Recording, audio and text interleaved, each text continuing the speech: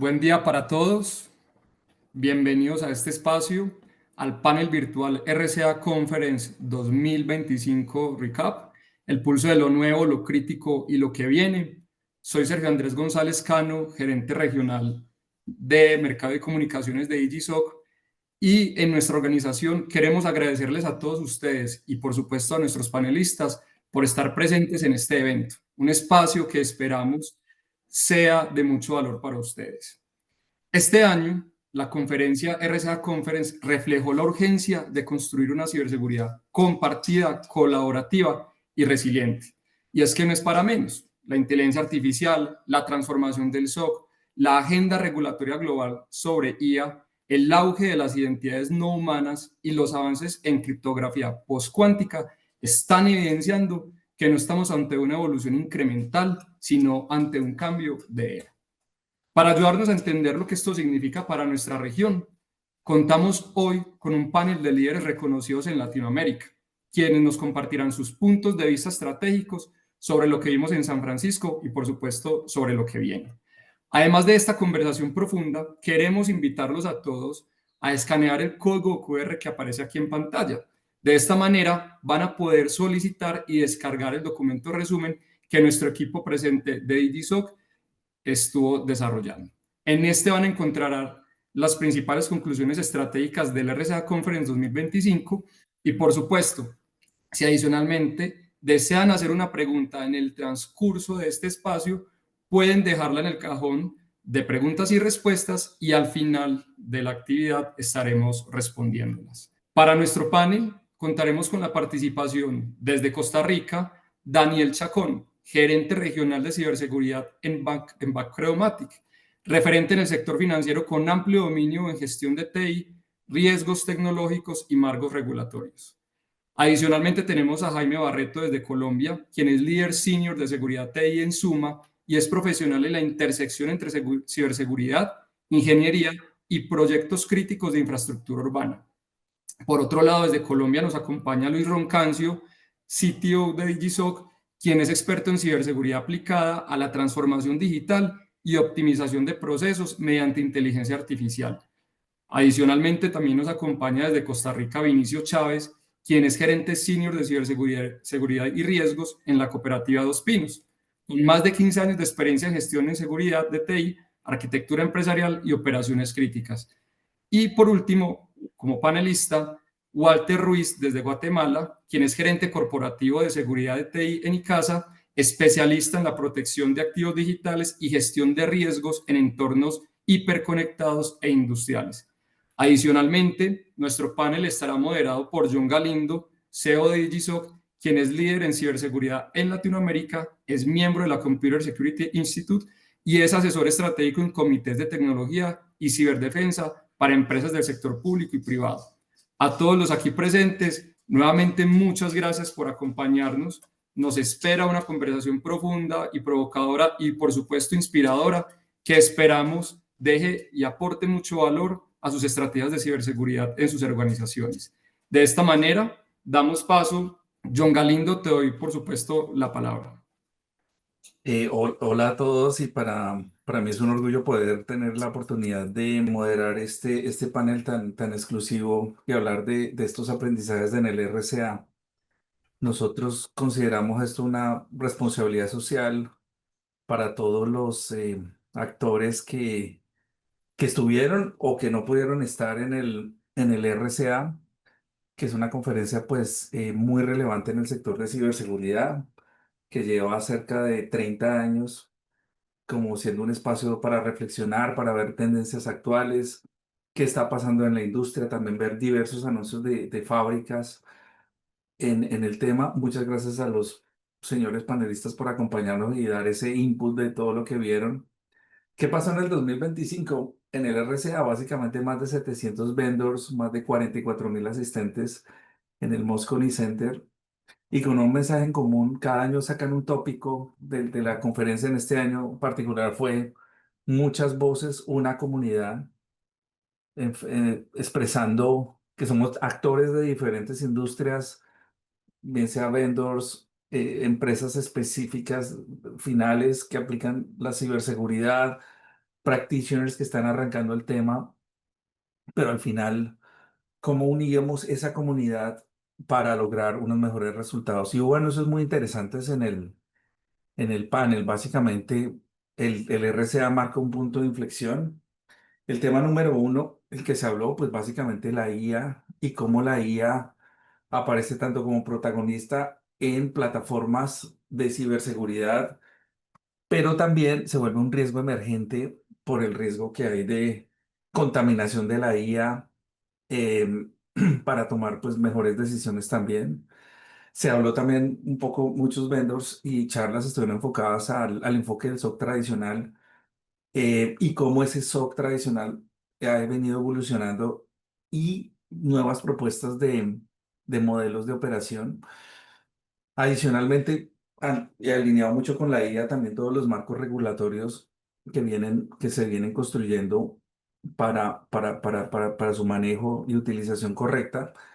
Y por supuesto, la ciberseguridad como un tema geopolítico, que hoy en día actores tipo nación están utilizando para también generar ataques o son partes de sus estrategias de ciberdefensa y ciberataque, eh, o sea, de defensa y de ataque, básicamente, pero cibernético en este nuevo espacio. Sin más preliminares, quisiera pasar pues ya al panel con nuestros invitados. Como vamos a hacer, digamos, la modalidad es que yo voy a plantear una pregunta y vamos a pedir del panel que nos apoyen con una respuesta de acuerdo a su visión, y si hay visiones complementarias, pues las vamos escuchando y seguimos adelante. La primera lo vimos básicamente en tres temáticas. El primer bloque es de amenazas emergentes y transformación tecnológica. Entonces, en este punto, aquí, Jaime, ¿qué tendencias están marcando hoy la evolución de los ataques más sofisticados? ¿Estamos viendo un cambio en esos objetivos, en esas tácticas o actores detrás de esos ataques? Yo muchas gracias y muchas gracias a Digisoc y a todos los asistentes a este panel por la invitación. Muy honrado. Indudablemente tal como usted lo mencionaba, pues hay unas tendencias marcadas hacia la inteligencia artificial. Hoy hablamos de que esos ataques son hoy en día 47 veces más rápidos de lo que eran antes, ¿cierto? Y unas tasas de éxito que superan el 90%. Entonces, sin duda, de esas tendencias en que me dejó la asistencia a este gran evento es la carrera que hay entre la IA adversaria y defensiva como eje central, ¿cierto? Donde la inteligencia fue el centro y el escenario de la conferencia, donde cada día los actores utilizan la IA para acelerar y sofisticar los ataques, phishing, ransomware, en general, todo tipo de ataques y automatizaciones que hoy en día ponen en riesgo a las organizaciones. Y el otro enfoque que visualicé y que es muy importante es un enfoque hacia la resiliencia entre lo que es las amenazas, frente a las amenazas disruptivas y físicas, ¿cierto? Entonces, em, Sun Institute, que dio un keynote, me llamó mucho la atención, donde destacó las técnicas emergentes como ransomware avanzados y ataques hacia los sistemas industriales de control. Nosotros trabajamos para empresas del sector real y por supuesto los ataques destructivos hacia los sistemas de control pues tienen mayor importancia. No, estos ataques hoy en día no solamente buscan interrumpir las operaciones, sino también causar daños físicos en las infraestructuras críticas, temas que estamos viendo hoy en las pólizas de saber seguro que deben ser cubiertas, ¿cierto? Entonces esto marcó un cambio también en nuestra percepción hacia las amenazas y el impacto del mundo real. Esta otra pregunta que nos hacen, que también es amplia, de los cambios de los objetivos, sin duda, eh, los, da- eh, pasamos de los datos a los sistemas críticos. Los robos de datos siguen siendo muy importantes, sin embargo, irrelevantes. Pero los atacantes estamos sintiendo que están priorizando los objetivos en aquellos que maximizan el impacto, ¿cierto? Que le generan mayor valor económico. Y dentro de ellos está las infraestructuras críticas, sin que estas infraestructuras críticas sean las típicas y normales que siempre observamos de salud, de energía. Ya el hecho de la manufactura tiene gran relevancia e importancia dentro del mundo de los ciberatacantes. Eh, dentro de los objetivos de ataque también visualizamos el hecho de las identidades digitales, ¿cierto? Las identidades o entidades digitales, sabemos que hay una proliferación de entornos críticos, híbridos, y no solamente somos los humanos los que interactuamos con los sistemas, sino que ya hay, la gran mayoría son identidades no humanas. Entonces, el cambio en los objetivos de ataque, de buscar estas identidades no humanas, también ha sido algo que observamos. Em, el tema de la cadena de suministro sigue siendo prioritario como objetivo para para los delincuentes. Es una manera de llegar a nuestras organizaciones, incluyendo aquellas organizaciones que se dedican a la industria del software, ¿cierto? Atacando los códigos, los pipelines. Es una forma de atacar a los clientes. Como evolución de tácticas, que es otra parte del cuestionamiento, pues sin duda el uso de la IA generativa, el ransomware avanzado, los ataques sin malware, ¿cierto? Son tácticas nuevas que ayudan a materializarse los eventos. Y por último, en cambio, los actores, pues informes como CrowdStrike sacó recientemente, eh, vimos que un número creciente de nuevos actores, sin duda estas son bandas organizadas y profesionales en este underground criminal que sigue creciendo, muchas veces, como tal lo mencionaba yo en tu introducción, amparados en estados, ¿cierto? Que ya conocemos. Entonces, la colaboración entre los actores los hace fuertes, ¿cierto? Estos delincuentes realmente están compartiendo sus técnicas, sus tácticas, sus herramientas, sus objetivos, y en esa medida nosotros como de este lado también debemos hacer lo mismo, y este panel es sin duda un reflejo de esto, de trabajar en equipo y comunicar y compartir lo aprendido. Gracias, Jaime. Pues sin duda, esa realidad que presentas nos genera una siguiente pregunta, Daniel, que nos hace ver qué tan realmente estamos cerca de ver un Stuxnet generado por la IA, recordando que el Stuxnet fue un ataque muy especializado creado por un gobierno contra otro estado para sabotear su desarrollo nuclear y tomó un tiempo grande. ¿Será que ya estamos cerca de ver ese Stuxnet generado por la IA? Y sobre todo, ¿cómo deberíamos prepararnos tanto a nivel de gobiernos y empresas frente a esa nueva generación de amenazas ofensivas? Claro, gracias John y gracias por la oportunidad de poderlos acompañar. Desde mi punto de vista, bueno, la IA, hay un libro de una autora llamada Liz Wiseman que se llama Multiplicadores. Trata de cómo hay ciertas personas que cuando están en tu equipo multiplican las capacidades de producción. La IA es un multiplicador. Por ende, hoy nos da, por decir así, superpoderes que antes necesitábamos mucho tiempo de capacitación, estudio para lograr ciertas metas y nos lo facilita. Por ende, este superpoder puede usarse para el bien o para el mal, ¿verdad? Si hablamos de Stuxnet, que me parece que cumple como 10 años a hoy de haber sucedido, em, creo que sí, ya hay herramientas, ya hay capacidades con la IA generativa que nos pueden permitir ser más rápidos en la generación de amenazas automatizadas, malware de este tipo, y depende quizás del sector podría ser algunos más vulnerables que otros. Recordemos que la inteligencia artificial lo que hace es aprender hacia atrás de lo que existe, lo que está disponible para poderse alimentar y generar contenido. Sistemas como los SCADA o sistemas industriales más especializados, quizás no hay tanta documentación pública donde donde las IAs puedan recibir aprendizaje y por ende es un poco más difícil. Pero si nos vamos al sector del open source, eso puede cambiar, ¿verdad? Eso está muy bien documentado y podríamos tener una exposición más amplia. Por ende, estas tecnologías generativas sí podrían ser utilizadas con mayor facilidad para generar amenazas sobre sistemas con mayor documentación, más información y que podrían ser más vulnerables.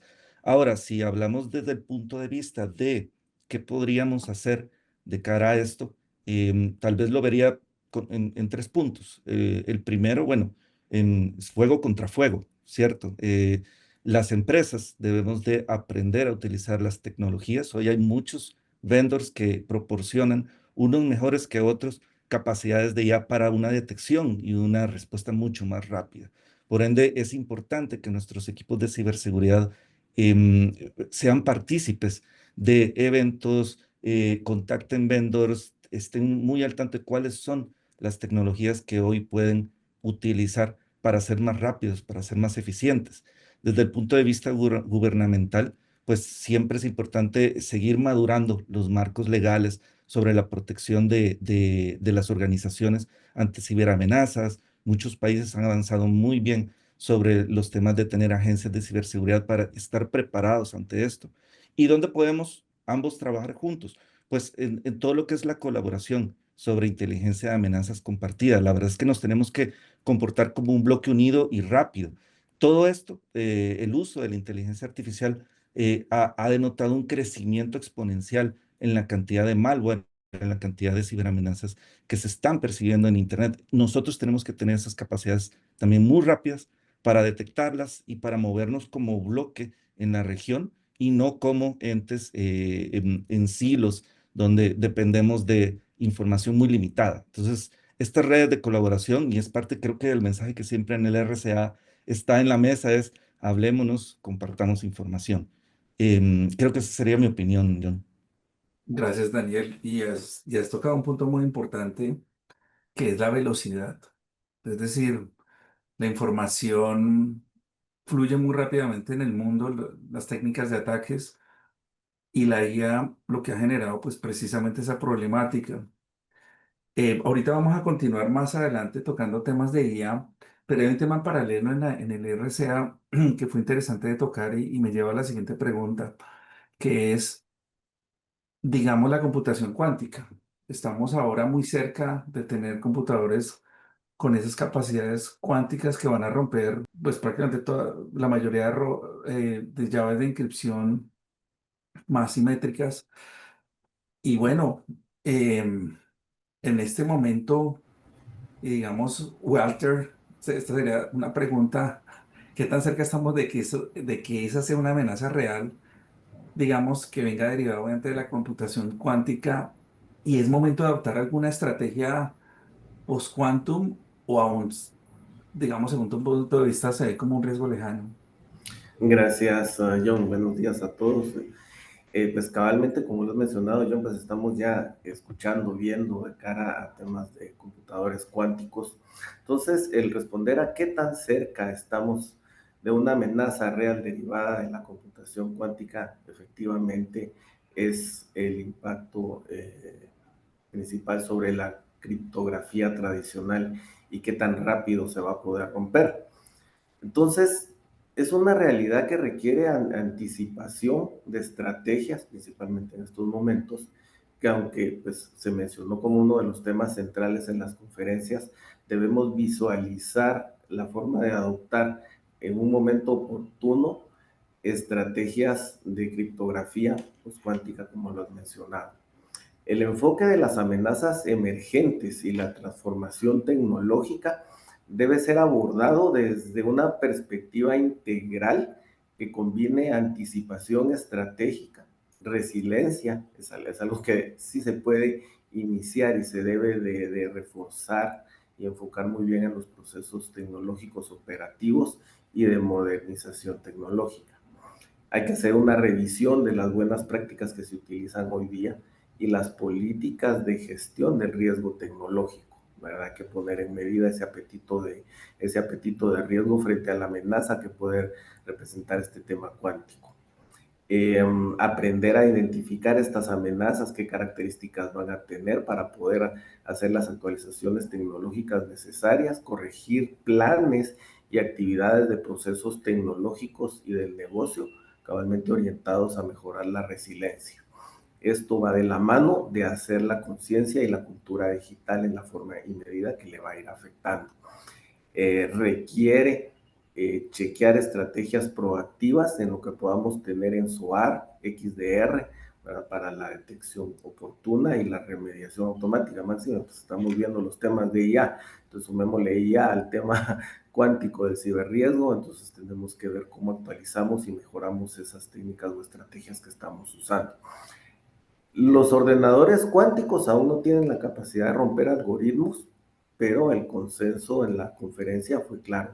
hay que empezar a ver lo que está sucediendo, porque está empezando a ser un tema de recolectamos ahora, desciframos luego. Entonces esa captación de datos posteriormente va a tener una capacidad para romperlos y descifrarlos mucho más eficiente y rápido que lo que es hoy día. Entonces es enfocado en las conferencias como una amenaza tangible con actores maliciosos que podrían estar almacenando los datos cifrados y pues posteriormente en un futuro los van a descifrar. ¿Es momento para adoptar estrategias postcuánticas? Sí, como mencionamos, definitivamente sí. En la conferencia, pues sí, los expertos coincidieron en que la adopción de la criptografía postcuántica pues va a comenzar.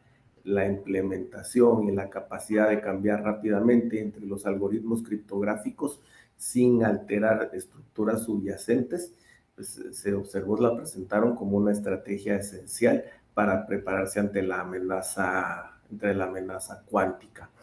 En resumen, es una amenaza real, está en el horizonte. La conferencia dejó claro que tenemos que empezar a prepararnos y tomar acciones proactivamente para pues tener los sistemas previstos para enfrentar esto. Sería lo que puedo comentar de las notas de la conferencia del RCA 2025. Gracias, Walter, muy valioso. No sé si Daniel quieres complementar. Sí, observé en un par de conferencias una línea donde tal vez se hablaba que en los próximos 5 años, al 2030, ya NIST está deprecando, ¿verdad? Los algoritmos RCA que hoy usamos. Entonces ya eso es algo en el horizonte. Para el 2030 ya debería ser totalmente viable, según las estimaciones, eh, tener computadores cuánticos, como bien mencionaba Walter, ya funcionales, es una estimación. Y por ahí se habla un término interesante, el Q-Day, ¿verdad? Comparable al Y2K, pero en este caso Q-Day, el cual hoy justamente es el momento de empezar a prepararse. Excelente, gracias Daniel por tu aporte. Y hay que recordar que precisamente la NIS ya sacó unas directrices sobre criptografía cuántica y ya hay vendors que tienen soluciones para criptografía cuántica, con lo cual, pues como dice Walter, hay una forma de ir tomando acciones también en el corto plazo. Muy bien, vamos a volver un poquito al bloque 2 que tiene que ver con la IA, pero también un poco con este tema que preocupa mucho a las organizaciones y es cómo debe evolucionar esos centros de operaciones de ciberseguridad, ¿cierto? Em, Algunos, sobre todo en los SOC tradicionales, se han vuelto un poco reactivos y solo haciendo alertamiento. Y se habló mucho de esto en la conferencia. Quisiera darle el paso a Vinicio para preguntarle si estamos preparados, digamos, en IA, para delegar esas decisiones críticas de seguridad a esos agentes autónomos, y qué mecanismos de control y gobernanza deberían exigir los antes de su adopción masiva. ¿Cómo sientes que estamos en ese nivel? Gracias, Benicio. Gracias, John, por la invitación y por la pregunta. Antes de responderle, voy a contarles una pequeña historia. Hace unas semanas que estuvimos varios de nosotros la oportunidad de estar en la conferencia, aprovechamos para montarnos en unos autos autónomos de una empresa que se llama Waymo. Estos autos ustedes los solicitan similar a un Uber o un Didi. Llegan, se parquean, no hay chofer, no hay absolutamente nadie. Entras al carro, se lleva la dirección que le pusiste dentro del perímetro de la ciudad de San Francisco, se baja y listo. ¿Ok? Hace algunos años, cuando tuve la oportunidad de ver el inicio de ese proceso, cuando llegaba el carro, había una persona sentada al frente de donde estaría el chofer. No donde va el chofer, a la par donde iría el chofer. Esa persona no hablaba, no decía nada, pero llevaba un librito en la mano, apuntando como imagínense, como una especie de checklist, tomando nota de todas las acciones que el auto estaba haciendo. Dicho eso, regresando a la pregunta, la respuesta es no. No estamos todavía listos para delegar en la IA esas decisiones críticas. ¿Qué más crítico que la vida de una persona? Vean el ejemplo real de cómo esta empresa abordó el tema. Hoy por hoy, después de algunos años de pruebas, ya sintieron la confianza para poder garantizar de que la seguridad de las personas ya había información suficiente para saber que los modelos que gobiernan estos autos, perdón, ya estaban lo suficientemente maduros para afrontar, manejar de manera totalmente autónoma sin ni siquiera esa persona revisando el checklist. Volviendo a la IA y a los casos que estamos viendo ahorita, la IA como tal, a mí me gusta verlo dentro del concepto como lo propuso Microsoft, ¿verdad? Con el nombre como su tecnología se llama, Copilot. Y no es por el tipo de tecnología, es el nombre, es un copiloto.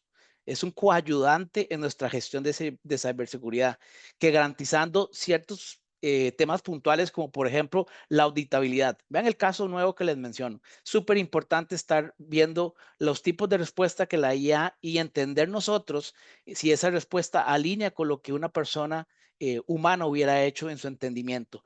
Es súper importante estar en procesos de auditoría continua, evaluando los modelos de IA y ver los resultados antes de delegarle estas funciones críticas. Necesitamos, cuando ya empezamos a aplicar estos modelos, garantizar intervención humana. Cuando, por ejemplo, no sé, una acción que vaya a tomar una contención de una plataforma crítica de nuestro negocio.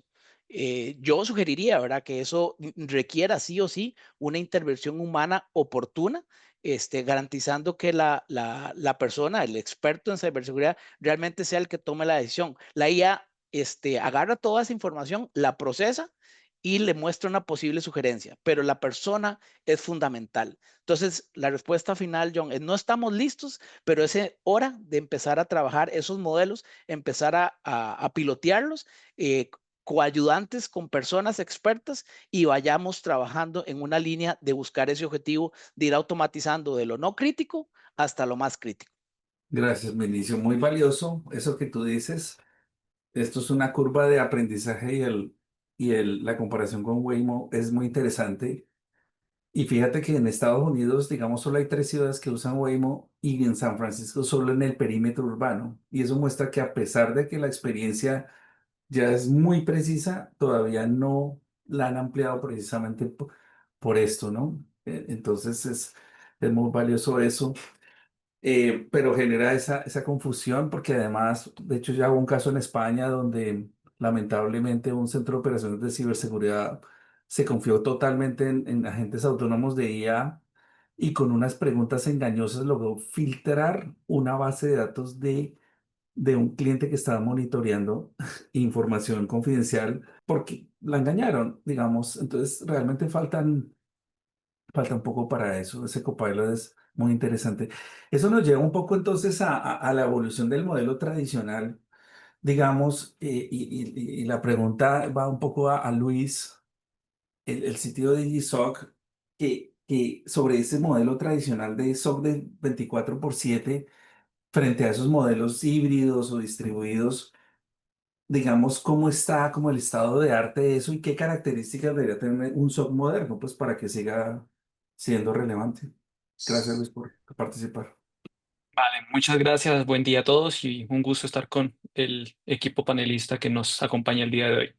Tradicionalmente, los centros de operaciones de seguridad o el famoso SOC 7x24 ha sido visto como una sala llena de pantallas y personas que están atendiendo en turnos rotativos una sinfín de alertas en diferentes horarios como tal. Este modelo, de cierta manera, ha sido efectivo durante muchos años y seguirá siéndolo, tal vez no. Es más, existen ciertas premisas y lo veíamos dentro del RCA como uno de los hitos fundamentales, y es que ese modelo va a venir evolucionando, va a venir acompañado básicamente de que la complejidad de las amenazas hoy por día con el avance tecnológico va a ser cada vez más alto. La automatización está ayudando, sí, y básicamente existen algunos enfoques en los cuales los centros de operaciones tradicionales hoy por hoy están presentando algunos inconvenientes. El primero es que los SOC tradicionales tienen varios desafíos estructurales, lo que hace cada vez más difícil sostener, por supuesto, una operación de manera constante. Por esta razón, básicamente es que se han buscado ciertas alternativas para poder mantener esto. Uno de los principales retos más importantes dentro de la estructura operativa es mantener un equipo de analistas no interesa el nivel 7x24. Son personas, se van a cansar, sabemos que tienen necesidades como cualquier otra persona y mantenerlos dentro de una estructura operativa atendiendo alertas de manera constante va a agotar a este equipo. Por ende, la segunda problemática es la deserción de este personal. Al ver que no existen retos fundamentales dentro de la elaboración o dentro de su trabajo diario, van a identificar que se va a volver una tarea repetitiva y reiterativa. Bajo ese escenario, por supuesto, van a buscar nuevas alternativas y bajo ese mismo criterio buscar salir de la organización. Por ende, la exfiltración de conocimiento de la organización como centro de operaciones de seguridad es uno de los principales retos como tal.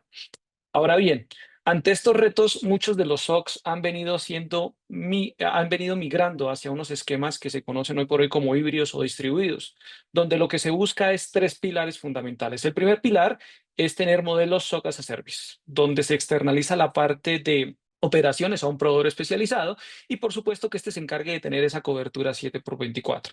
La segunda parte o el segundo pilar es el modelo Followed Some, es decir, permitir la distribución de los equipos en diferentes zonas horarias que garanticen, por supuesto, que el personal esté trabajando de manera constante 7x24. El problema y el reto es el turno nocturno. Entonces, bajo ese escenario, tener ese mecanismo permitirá que el equipo de trabajo esté afrontando nuevos retos y esté bajo un mismo esquema. Y por supuesto, el tercer es la automatización combinada con la inteligencia artificial.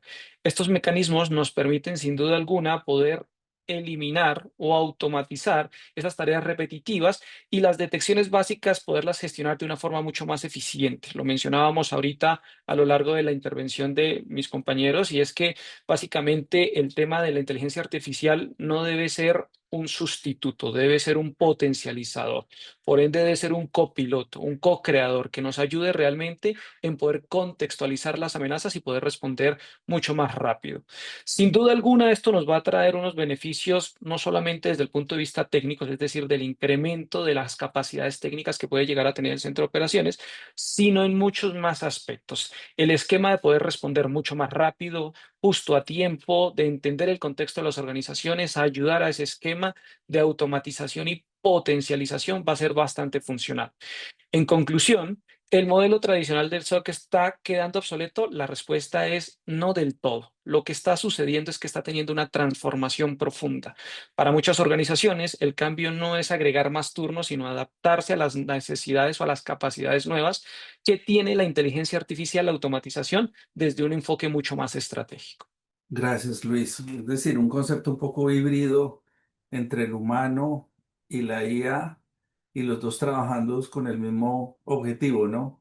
Solo Es correcto. quería adicionar una perla pequeña y Bruce Schneier, que es un analista de la industria, nos hablaba del concepto del orquestador de IAs, porque cada IA tiene su perspectiva y puede pensar diferente, pero al final ese orquestador va a ayudar a homogenizar las respuestas que sean más aplicables y sean más valiosas. Muchas gracias por este concepto.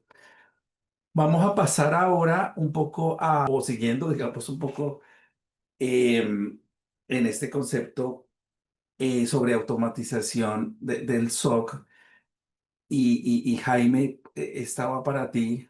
¿Tú crees que entonces la automatización del SOC realmente reduce ese riesgo o simplemente cambia el tipo de errores que podemos cometer, ¿no? Creo que los compañeros han hablado mucho de este tema y mira, el tema de la automatización del SOC pues, es un tema candente en términos de ciberseguridad. La respuesta si reduce el riesgo o si simplemente lo cambia el tipo de errores que podemos recibir, no es sí o no, ¿cierto? Creo que la automatización tiene un potencial enorme para reducir significativamente el riesgo. Sin embargo, también trae unos nuevos desafíos, unos nuevos errores que debemos eh, enfrentar, ¿cierto? Sin duda, nosotros con tantas amenazas debemos actuar rápido, ¿cierto? En la medida que hay tantas amenazas y manejar un gran volumen de información, nosotros debemos actuar en la medida de la ocurrencia.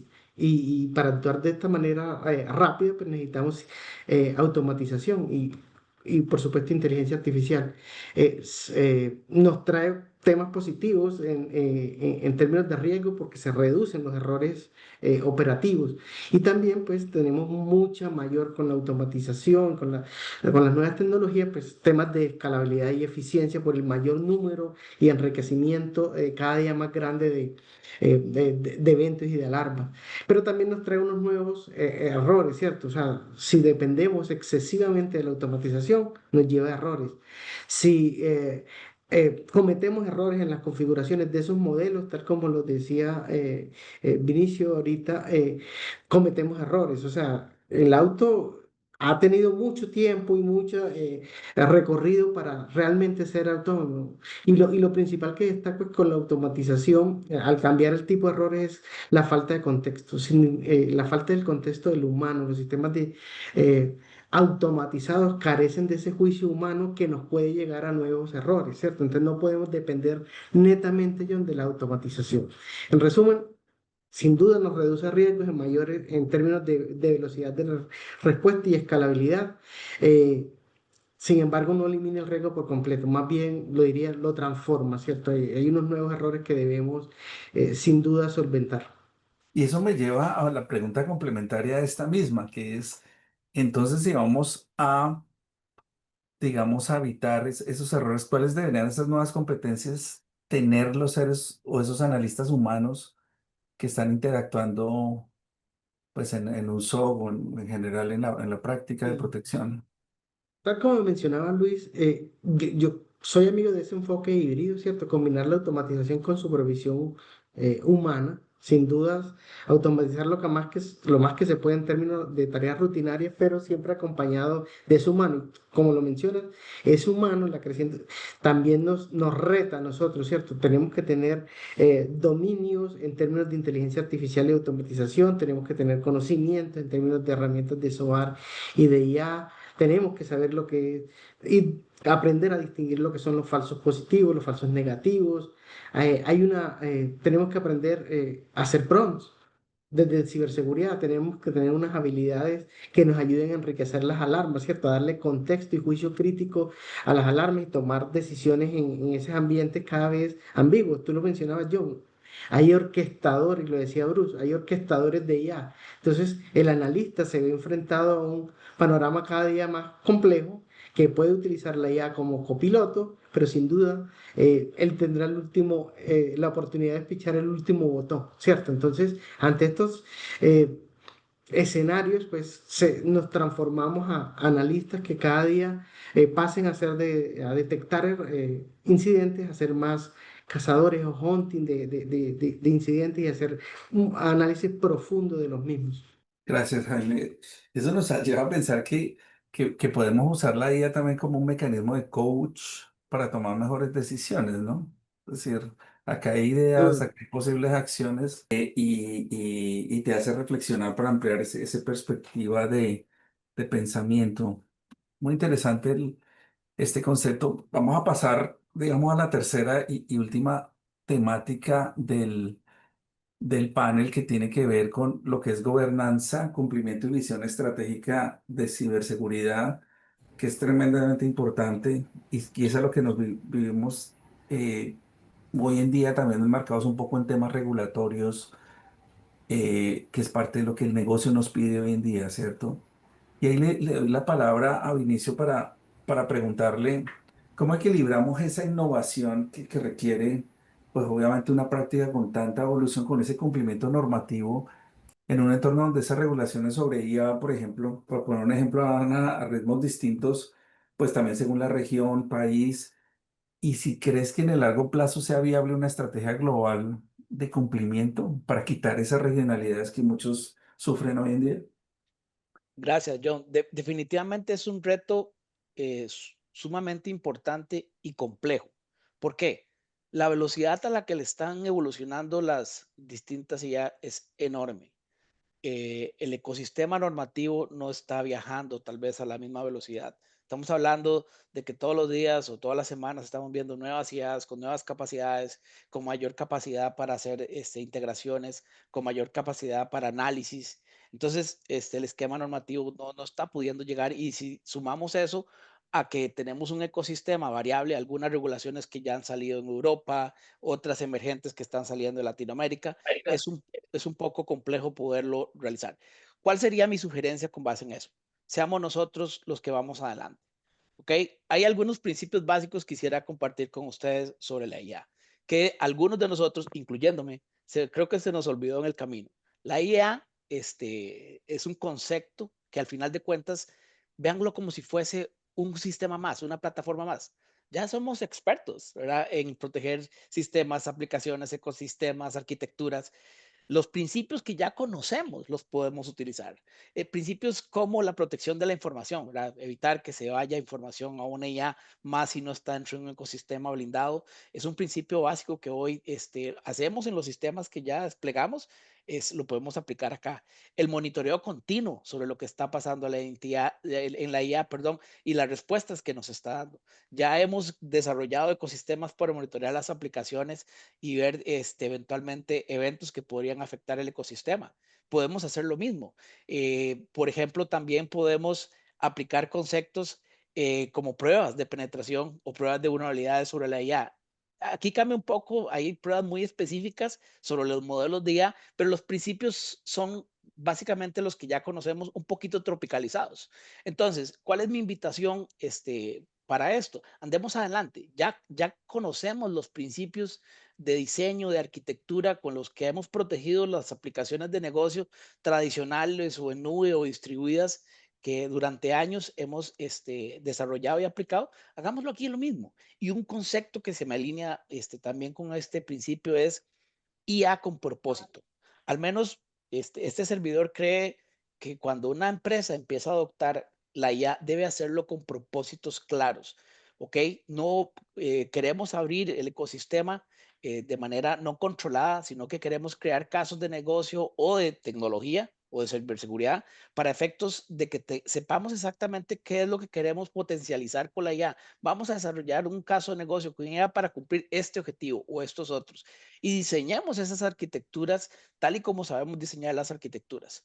Ya existen algunos estándares internacionales que sería tal vez mi última invitación. NIST publicó un estándar de seguridad de inteligencia artificial, podemos irlos adoptando, pero vayamos a los principios fundamentales con los que ya hemos trabajado, utilicémoslos, apliquémoslos, no dejemos, como lo hemos hecho en otras aplicaciones, los riesgos abiertos para que la aplicación o nuevo sistema nazca con esos riesgos. Hagamos que la IA nazca de manera segura, de tal manera que potencie nuestro negocio, que es nuestro objetivo final, ¿verdad? Y vuelvo al principio fundamental que les quiero explicar, que es algo que personalmente me encanta, es IA con propósito.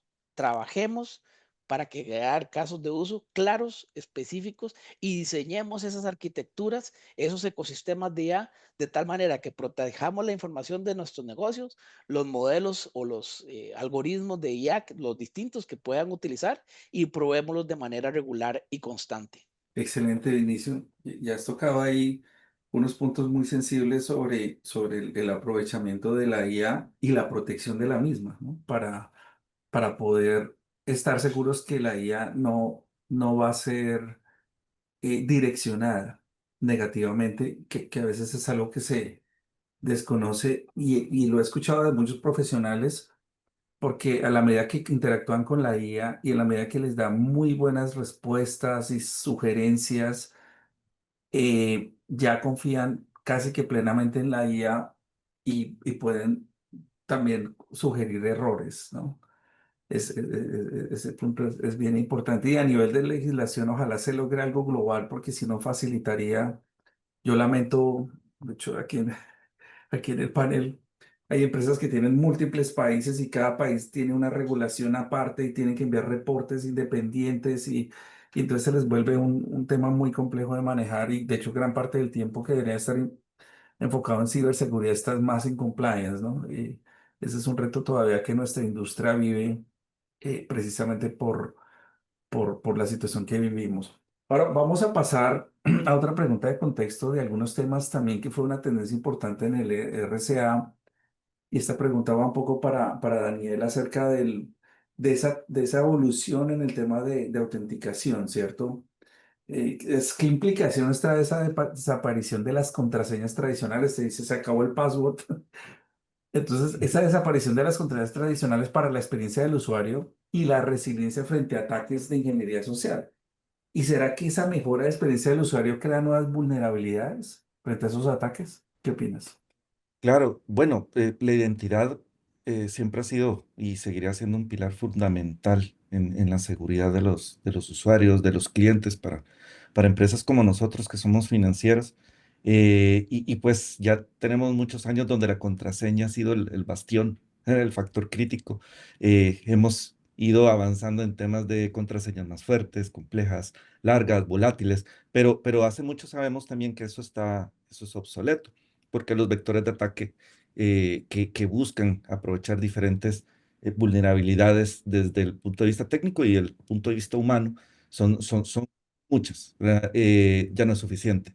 Sin embargo, estas estrategias de passwordless realmente han representado un enfoque muy positivo para clientes, sobre todo al disminuir la fricción en cuanto a su interacción con las aplicaciones. Hoy en día se busca mucho que una aplicación sea principal en la vida de la persona y principal es que sea algo rutinario, que todos los días interactúe con algo. Y esa interacción, la fricción de la autenticación siempre ha sido un tema entre su experiencia o su seguridad. Pero el passwordless es uno de los aspectos que ha ayudado mucho. Ahora, claro, desde el punto de vista de vectores, de nuevos riesgos o nuevas amenazas, lo que está sucediendo es que evolucionan. Ahora, si es cierto, es más difícil, no te pueden robar una contraseña porque no la tienes, está asociada a un dispositivo, a un device que tengas o algún token o algo similar. em, y básicamente dónde se están enfocando los nuevos ataques, en la ingeniería social. ¿Cómo hago de ahora en adelante para que el usuario, dado que no puedo robar su contraseña, ahora lo que necesito es más bien que me autorice, que apruebe, que acepte ciertos términos dentro de su dispositivo autorizado para que un ciberatacante pueda, no sé, realizar un fraude o realizar un acceso no autorizado? Entonces, las amenazas realmente lo que van es para tratar y evolucionando en el enfoque mucho de ingeniería social para ir pues saltando estos. No es un secreto que el humano sigue siendo el factor más débil en la cadena de las capas de seguridad. Entonces, el passwordless, a pesar de que técnicamente es más fuerte, pues siempre tenemos esa debilidad en el sector humano. Ahora bien, este elemento, por decir así, sí creo y es importante que entendamos que es solo un elemento más dentro del ecosistema de protección de los usuarios. Hoy en día, nosotros como entidad financiera, por ejemplo, utilizamos mucho no solo la autenticación, sino también el comportamiento de los usuarios. Entonces, hay elementos que las organizaciones deben entender que no solo la autenticación no es suficiente, aunque sea débil o fuerte, es la validación constante del comportamiento del dispositivo y de otras variables alrededor del usuario que deben ser validadas constantemente. Esto nos da una capa, un nivel muy superior sobre la capacidad de tener posibles amenazas que estén suplantando identidad. Entonces, no me quedaría solo en el password, que realmente es una mejora en la experiencia de usuario. Nosotros tenemos que ver más allá, tenemos que ver el comportamiento, las costumbres de los usuarios para entender todo ese perfil y poderlo proteger de una mejor forma. Gracias, Daniel. Y esto toca un punto muy importante y ese perfilamiento que creo que es la clave. Y entre más variables, incluyendo biométricas y de dispositivos y de forma de actuar, y recuerdo mucho cómo incluso ahora Google, por ejemplo, está utilizando parámetros de telemetría que incluyen la posición de un celular en el momento que está escribiendo un password y otros similares ayudan a tener un profiling mucho más grande y poder evitar esa ingeniería social excelente. Muy bueno. Siguiendo con, obviamente, estas tendencias y volviendo un poquito al tema de operaciones de seguridad y ya un poquito a nivel de estrategia de negocio, porque al final los C-Level siempre nos dicen, bueno, ¿esto cómo apoya el negocio como tal? ¿Cómo, y esta pregunta va un poco para Walter, es cómo alinear esas operaciones de seguridad con los objetivos estratégicos del negocio en lugar de funcionar como una unidad reactiva que toca tenerla, como dice la organización, para que no pase algo mayor? Y complementando, pues, qué métricas, procesos o estructuras han demostrado mayor efectividad para lograrlo dentro de lo que identificaste en el evento. Sí, claro, John. Bueno, cabalmente hay que tener un involucramiento, lo mencionaste en el C-Board, de las empresas para que se logre el entendimiento del objetivo, de la estrategia del negocio y a partir de ahí, pues enfocar y construir la estrategia de seguridad. La parte reactiva, y es que también hemos visto que antes se mencionaba mucho la importancia y la relevancia de la seguridad tecnológica y hoy día se habla más de ciberseguridad, ¿verdad? Y ambas, pues debemos hacerlas, tomar en cuenta, coincidir en lo que el negocio quiere hacer, el propósito del negocio. Y eso es tomando un rol proactivo, estratégico y habilitador, colocando una figura que pueda participar en esas mesas de juntas directivas de las empresas para enfocarse y alinearse. Entonces eso nos va a permitir tener ese rol proactivo. Entender el negocio y sus objetivos estratégicos es fundamental para poder mapear no solo la actividad de tecnología, la habilitación de servicios, sino para determinar también el apetito de riesgo y entender los riesgos a los que se va a enfrentar una plataforma tecnológica dependiendo de la actividad del negocio. Entonces,